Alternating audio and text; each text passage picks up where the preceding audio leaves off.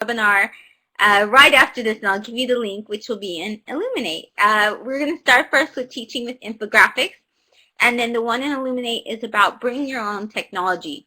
So if you missed that last week, then you can see it again.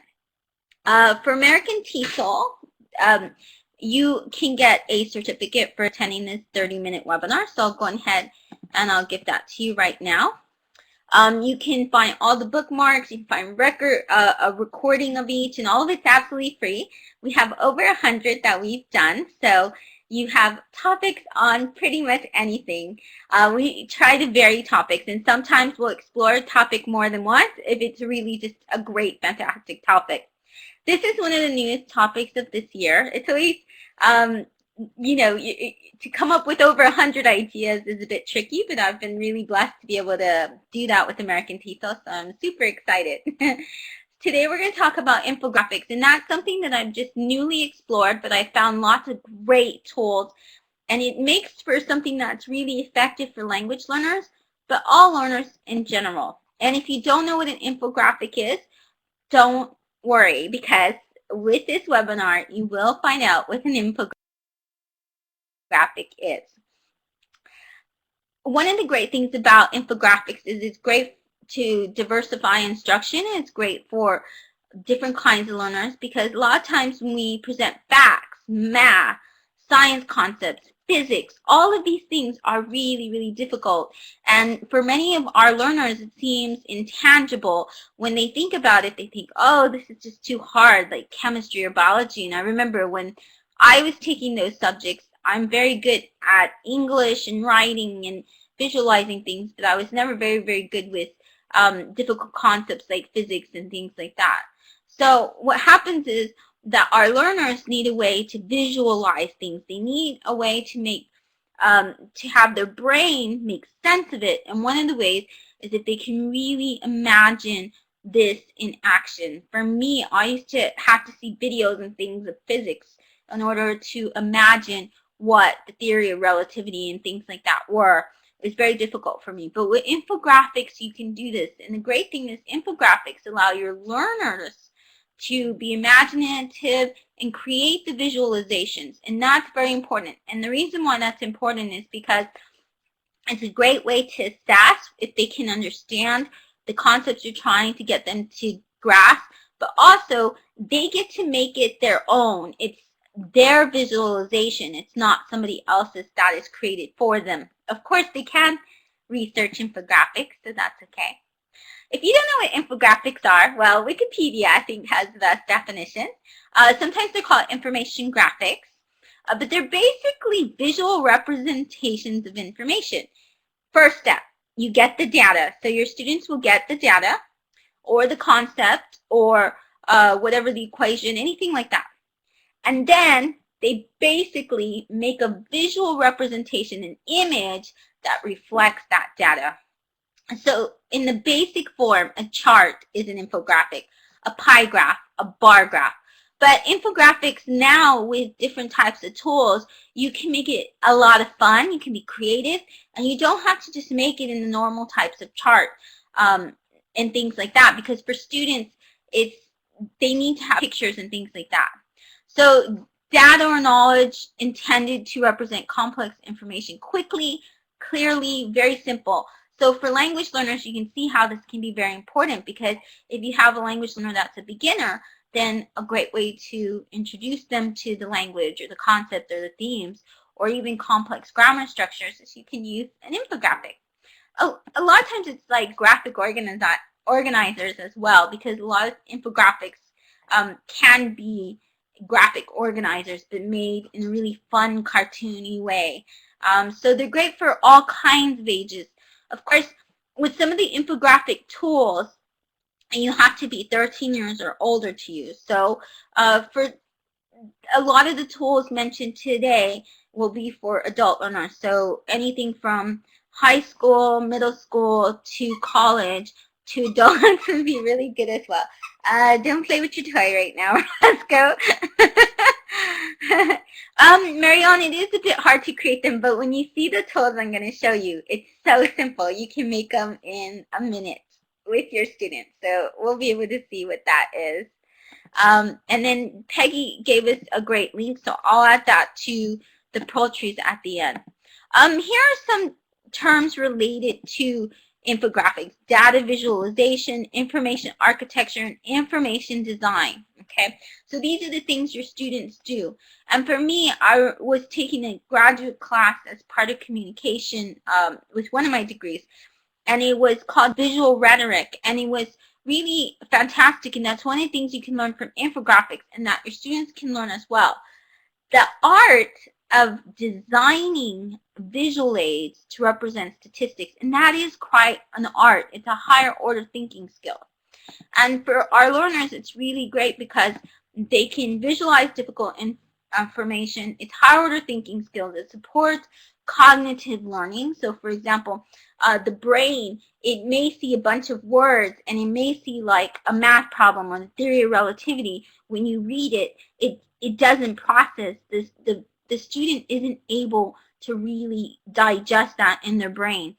Think of the most difficult concept that you try to learn. Think of a really hard concept for you to learn.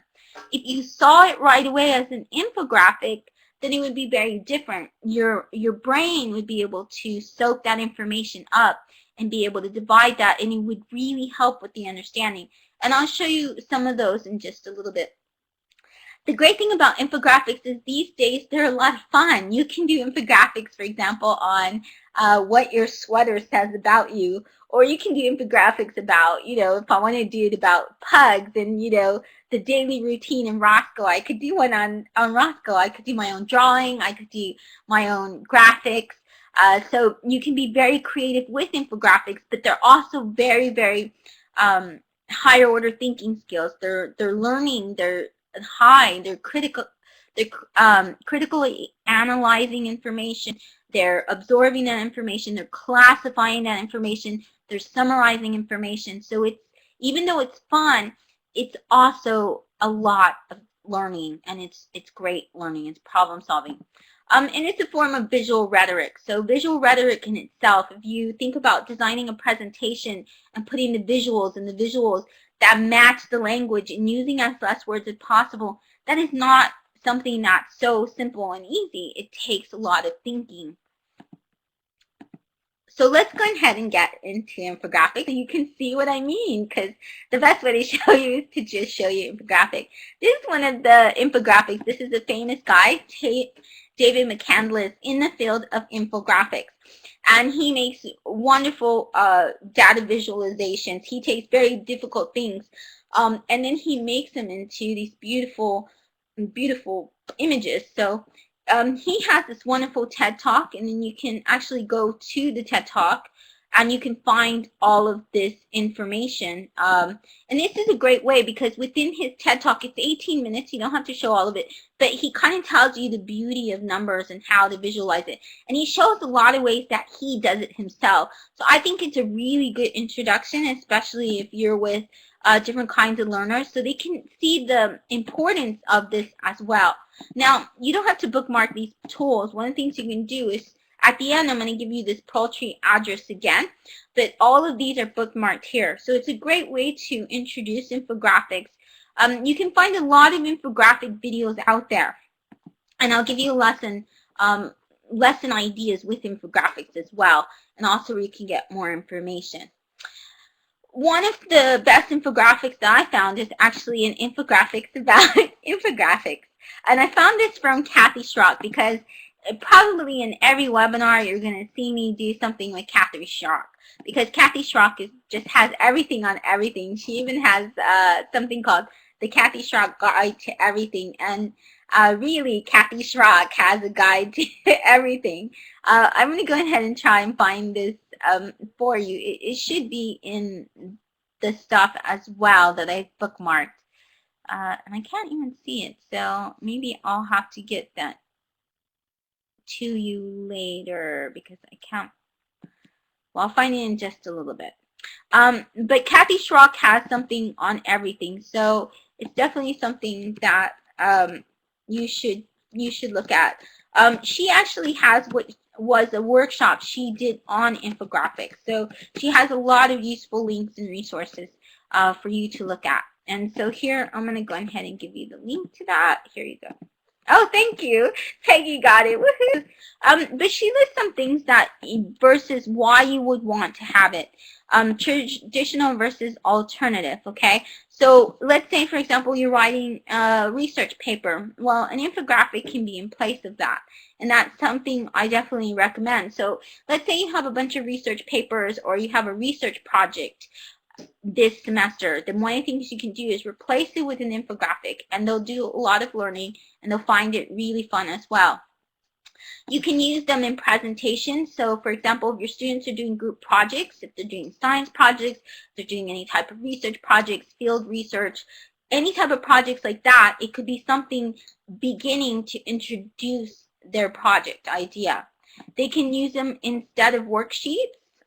It's good to analyze. You can ask questions. You can have them hunt. They can do like a scavenger hunt and find different things within it. They can do a true and false of it. But you can go higher than that. You can have them evaluate the information, and then they can either through audio tell you what they gather from the information. They can summarize the information from an infographic. They can use this as a blog post because you can embed a lot of different infographics within blogs. A lot of times they'll give it to you as a PDF or a JPEG download. And then it's a great tracking tool as well. You can use it in the form of a research report as well. You can even do it in the form of a resume. A lot of people are doing it for resumes. So if you're teaching resumes and that's one of the activities you do with adult students, you can do that as well. So one of the beginning things you want to do is you want to have your students evaluate infographics.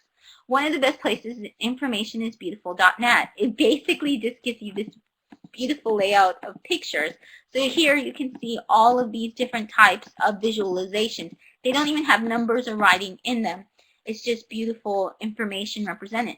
When you click on it, it's going to tell you what that information is. For example, here is the number of people of influenza and by country and things like that. Here it's going to be something about rain or something like that. So all of these actually represent something that's much bigger.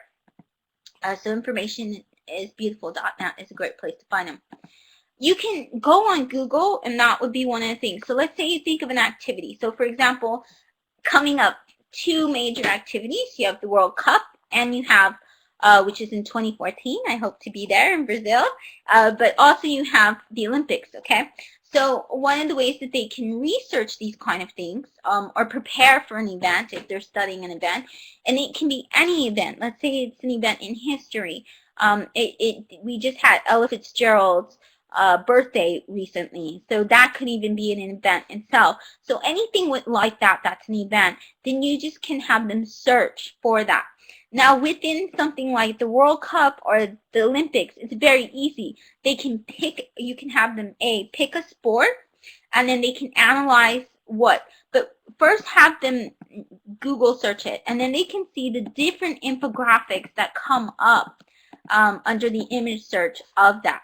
Now have precaution, because depending on the topic, you may want to do a Google search ahead of time. And one of the reasons why is because you want to make sure that if you're working with younger students, to make sure that the information is appropriate, that it comes out correctly. So this is something that you want to do ahead of time. But one of the ways, a reason to do that and to search and to evaluate the different types of infographics is because your students can see something like, for example, this guy who's like throwing something, and they can see the versus this bar graph versus this Venn diagram. So they can see the different ways and get ideas that an infographic doesn't have to look the same way. They can play with it. They can be very creative with it. This is basically a kind of chart, but it has the information. But this is more like a drawing, and they can add their drawings as well.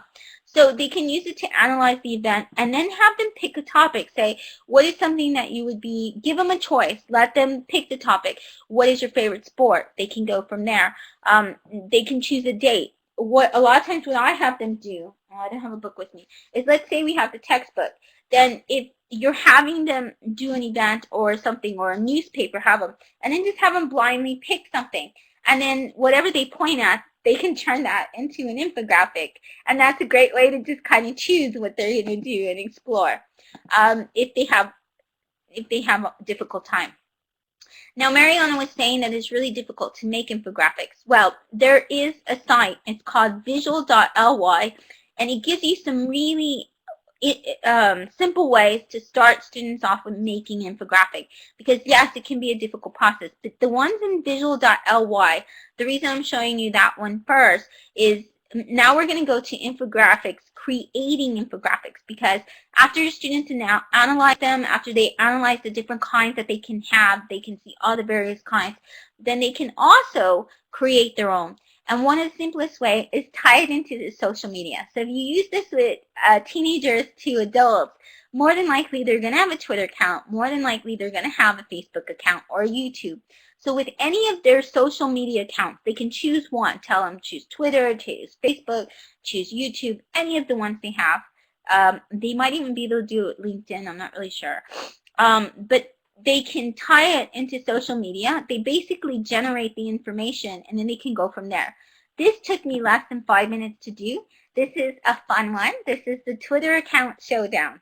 So I chose my name versus Justin Bieber. And of course, Justin Bieber has much more followers than me. This is something your students will enjoy. They can choose one of their favorite musicians, actors, and they can see how they compare with the different results. Okay, so here you can see.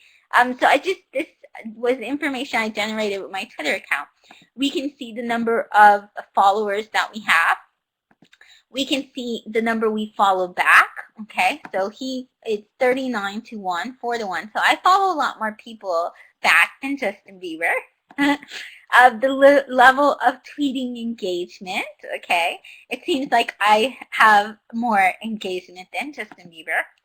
And then, okay, so after they do this and they generate and they create this very, very simple social media Twitter one, then they can write a report or they can do a presentation. They can break these down into PowerPoint or something, and they can analyze it well, and then they can give examples of tweets and things like that to back it up. They can even write a research paper, and they can reference their own tweets. So there's a lot that you can do with this, and what kind of fun and things like that they did with it. Here, it even tells them how many times that I tweet as much, which I didn't even realize. So you can have them write down their epiphanies as well. What did they learn from this? Well, you know, for me, I didn't realize I tweet a lot on Tuesday, and Justin Bieber tweets a lot on Monday. So I could say, well, maybe I would want to tweet on Mondays, and maybe Justin Bieber would more than likely see my tweets then, since that's when he tweets and is online. So that's something they can do from that.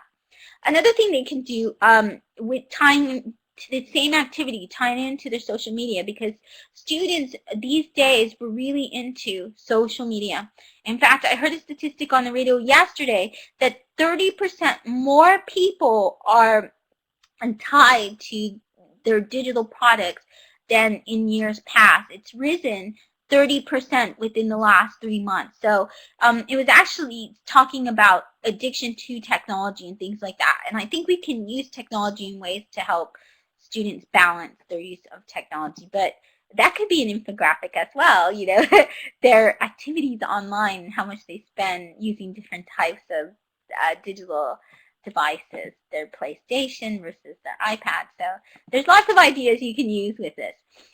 Visualizing blog data. So if your students actually blog, or you're going to have them blog, then you can have them create infographic. Visual.ly gives you that opportunity. It's really easy. So it sends it to you. So basically, your student will put in their blog address. It automatically puts into Google Analytics.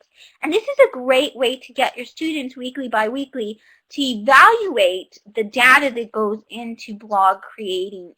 And then you can have them use that information, and they can decide what they're going to post, what are the favorite posts that people like, where people in the world. And it's really good for students, because when students are blogging, a lot of times they're so fascinated with how many people read their blog, where are they from, why they don't get any comments. And a lot of times with blogs, students are not going to get comments.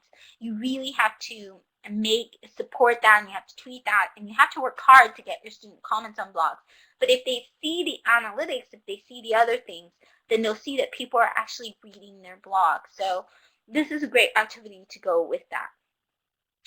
Is they can use the data and then they make decisions based on that data. So that's critical thinking with the data. That's doing something with the infographic and creating something from it. So it's a great way to get your students to do more with their blogging content. And it will motivate them because when they see the numbers, let's say that they post on music or something like that, then it will help them to make decisions based on statistics and stuff. So it's a good activity to get them thinking and using statistics, using what they learn. Another site that ties the social media into data and visualization is this Intel site. And Intel makes a lot of really great visualizations of social media.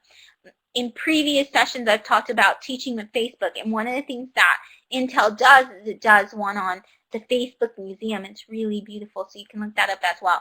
But what about me? You can tie it to Facebook, you can tie it to YouTube, you can tie it to Twitter. And so it gives you information once you tie them in, and then it can tell you about your social media activity. So your students, friend faves, swoon-worthy, how I put it out there, when I clock in. So it gives you all this beautiful information, and your students can use this as an about me activity. This can be a way that they introduce themselves to each other, is through an infographic. So you can have them at the beginning of the year, tie it to the Intel, and then they can talk about themselves. And they can write something, or when they're doing the presentation, they can even show it just like this. You can have them show it in a presentation or something, and then they can say whether they disagree or they agree. Another thing that they can do, well, another really easy picture. Okay, so those are ones that are kind of generated for you. So it's kind of the first step of creating. All of the ones I showed you there are tying to social media, and it generates from data that you already have online. But let's say that you want them to go a step beyond. Let's say you want them to do a big project. And a project like this, I think, takes about maybe a day or two or even a week. It takes a lesson plan. And so because what they're doing here is you have an idea in mind, and I'll give you ideas. So for example, let's say that you want them to do something on animals. Let's say you're teaching animals and you want them to research animals. So they're going to do an infographic on animals. And they're going to find all these statistics about animals, where that animal is most likely found, what country, and the lifespan. These are all the data that you can get them to collect of this animal when they're researching. You can give them a list of things to find about this animal. And then what are they going to do with the statistics? Well, they can make an infographic. So then they can use something like Piktochart.com. Piktochart is really simple to use, one of the easiest infographic tools. Okay, so they get to pick a theme, and there's so many different themes. If you pay, then you get more themes. But I like the themes here. They're pretty. I think they're fine. And then it looks like this. So they have where they can type their header, and after they choose a theme, they just basically click and point. They have icons that they can use. So it's really easy to use. They can tweet it out, they can send it out, they can save it as a file, a PDF, they can export it out as a JPEG. So there's so many different things that they can do with this. They can even embed it on their blog. So let's think about the different activities that they can do with an infographic. I'll give you a few, but there's actually thousands of them, because anything you can research, which is everything, we research all the time in every single subject. So you can use this a lot with CLIL, Content Language Integrated Learning, where you tie a subject with language learning, or you can use it in any subject as well. You can use it for science, math, biology, language learning, so different things as well, history. So the first activity here that I think is simple is explore a career. So you can go, here's one of the infographic sites. There's many of them out there. There's at least 10. So when you go to the Pearl Trees address, you can find a list of them. And so I'll give you that Pearl Trees link again, and that's where you can find all the links to this presentation, including the bit.ly address as well. We'll give you that as well, including the slides. So they're going to explore a career. Let's say they want to be an actor. So here's where it says it wants to be an actor. It's a very simple one, okay? They can make it as detailed as they want or simple as they want. How many action movies? Let's say they want to be an action movie actor. So get them to explore more, to get more statistics. The more statistics, then the better and more in-depth their infographics going to be. So you can have them do that. And then afterwards, they can maybe use something like Visualize Me or something like that, where they make their own resume of infographic style, okay? So that can be two infographic things together. They can make interactive infographics, and this is my idea. Recently, I had, after exploring ThingLink, because I love ThingLink. I think I discovered it about a year ago, and it's so wonderful. So ThingLink, a lot of infographics, when you see them, they're PDFs and they're flat, but I mean they're great. They're great information poster tools. They're more like posters. But ThingLink is clickable images. So any of these images, these are videos. You have touch points on a picture. So you basically upload your picture. So after they make their infographic, they can upload it on ThingLink, and then they can put hotspots so it's interactive. It's almost like a website in a way. You can embed that on a blog and things like that. So it's really cool, because the great thing about this is when you tie it in with ThingLink, then they can actually put the link to where they found that resource, where they find those statistics. And that's part of digital literacy, because you really want them to evaluate where they got the statistics. You want to make sure that their stats are viable, and that's something you can teach them as part of making an infographic. So here's one that I really liked here. A lot of your students, especially the boys, have them explore team or player stats. Now for the girls, you can have them explore cheerleading teams. Maybe they want to explore dance teams. Maybe they want to explore, you can even take a twist on this, their favorite shows. So if they watch reality shows like Dancing with the Stars or something like that, I mean anything that they can do stats for. So team or player stats. Women's team have, a lot of girls will also watch sports too, so you can have this as well. They can make this as in-depth as they want. So here on ThingLink, they have, here it's his Twitter account. When you click on that, you'll have his Twitter account. Here you have a video. Here you have the stats, and then you click here, it'll say where they got the stats and things as well. So these are all, this is a type of infographic with a favorite player. So it could be a player stat or a team stat. And your students will love doing that because they love following stats for things. Have them do it with their favorite game. A lot of kids, I've even seen 7-year-olds that love playing, my sons, they like playing Minecraft. A lot of kids like playing Minecraft everywhere. I was in Croatia, Mariana's sons, they love playing Minecraft. Mariana will tell you that her sons do.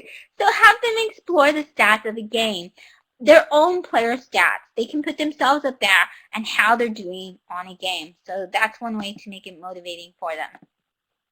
Visualize survey results. So let's say that you have them do an activity. A lot of times with my students, before they write a research paper, I have them survey people. I have them write, and for example, if they're doing an argumentative essay, a critical essay, do you believe in the death penalty? Okay, then they have to survey people. Have you ever known anyone to do so they create the questions. Have you ever known anyone in the death penalty? Do you believe that 18 and under should ever get the death penalty? Do you believe certain, what crimes do you think are heinous enough? And these things, they write a survey. After they write a survey, all the results from there, I usually have them write a research paper. And this is something I do with language learners from high school. But now with the infographic, they can take the stats and they can upload it and they can make an infographic from it. The great thing, if you use Google Forms, it'll give you bar graphs, pie charts, everything already. So you can use that and you can put it somewhere, the different pictures and things like that, and like ThingLink or something like that, and then you can do it that way. Or you can put it up in Piktochart or something like that and create it. Infogram, another way is and then they can do the research paper as well from that. Infogram is you can do it with Infogram as well. It's like Pictograph, it's like visual.ly, ease.ly. It's really simple to use. It's a really great, you pick a theme, and then after that, it's just a different interface. You click on this, It's even easier to use than Pictograph, but it's a very simple chart. It's one dimensional, whereas Pictograph you can do kind of lots of little information. With this one, it would be something just really simple. You can have them research a hobby. So, for example, if they collect coins, and they can do different coins from around the world, they have to come up. So when they're doing an infographic, okay, so you say the activity, you're going to research a hobby. Then you can say brainstorm. They can do this as a group, or they can do this in pairs. Maybe you have them first do an activity where they pair with each other of different hobbies that they have in common. Maybe it's sports, maybe it's watching TV, maybe it's skateboarding, something like that. Okay, and then they get together. They can work in pairs after they figure out things that are similar. You pair them up by hobby, and then they have to brainstorm different statistics that they can look up for that particular hobby, and then they can create an infographic on that.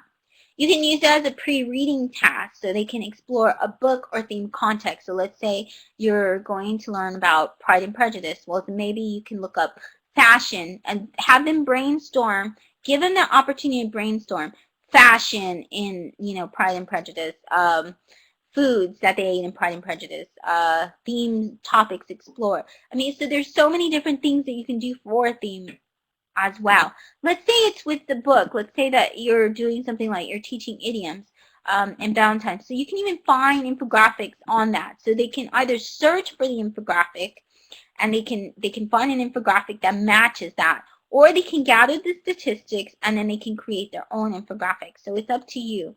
If they're just starting and if they've never created an infographic before, you may want them to explore different ones, and then they go and then they can go and they can find the infographics. They can research their daily routine. So this is a lot like them playing with the different types of digital devices. So have them take a day and they write out a diary of what they do every day, how many times they brush their teeth, what they eat, how many times they eat. And then they can take that information and they can make an infographic on them, about them and their daily routines.